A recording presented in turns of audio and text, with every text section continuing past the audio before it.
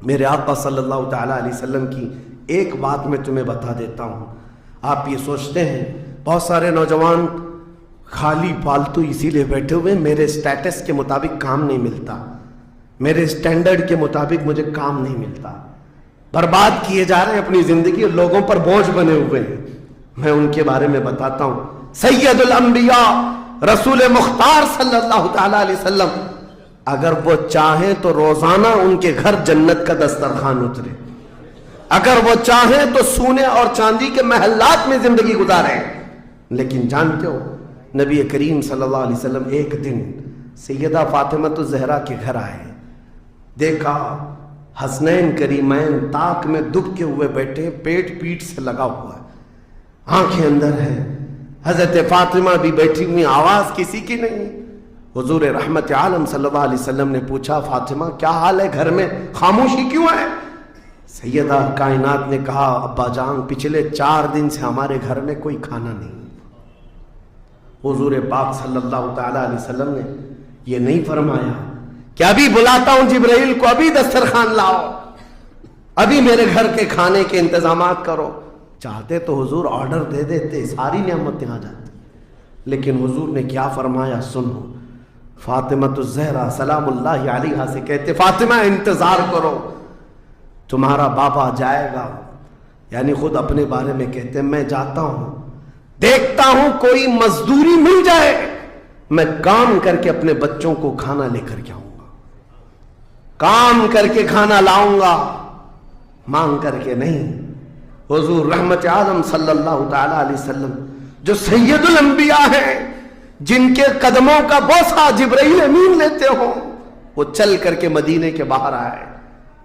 گرمی کی تپش الگ ہے, دھوپ ہے, باہر آئے.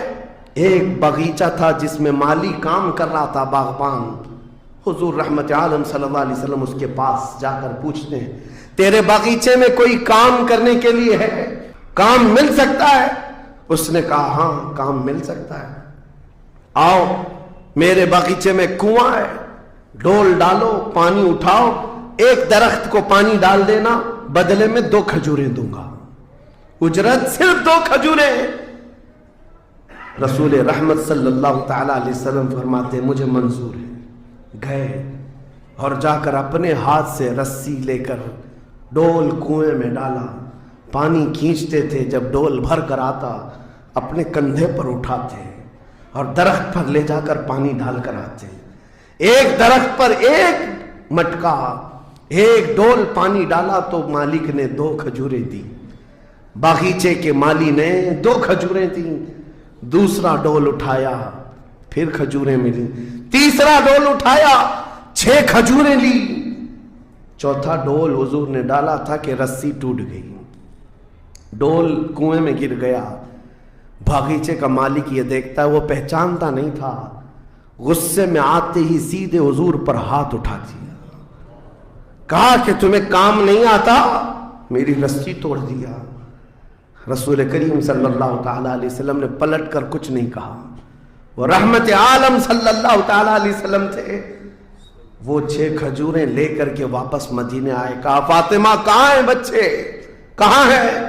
یہی 6 کھجوریں حضور نے لا کر اپنے منہ سے چبا کر ان بچوں کے منہ میں ڈالا اور کہا آج تک روئے زمین پر کوئی نبی ایسا نہیں آیا, 1,24,000 کم و بیش نبیوں میں ہر نبی نے اپنے ہاتھوں کی کمائی کھائی ہے, اپنے عمل کی کمائی کھائی ہے.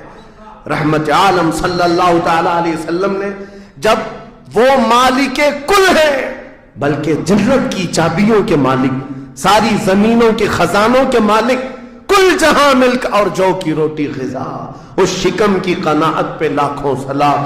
وہ لمبے لمبے ہاتھوں سے بھیک دینے والے آقا, سب کچھ ہونے کے باوجود اگر کسی ایک باغیچے میں ڈول اٹھا کر پانی بھرتے ہوں تو اسی لیے نہیں کہ ان کے ہاں کوئی مجبوری تھی, بلکہ امت کو یہ درس دینا تھا, اے امت کے غیور نوجوانوں, تم کبھی خالی نہ بیٹھنا, مجھے دیکھنا اور عمل کرتے رہنا, اور اللہ تعالیٰ تمہیں دروازے رزق کے ضرور کھولے. خالی بیٹھے ہوئے وقت برباد کرنے والے لوگوں کو میں اکثر یہ بات سناتا ہوں,